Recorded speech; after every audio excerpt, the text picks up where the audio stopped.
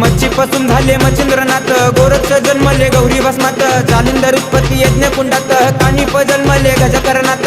अलख निरंजन नवनाथाय नमः, अलख निरंजन नवनाथाय नमः, अलख निरंजन नवनाथाय नमः, अलख निरंजन नवनाथाय नमः।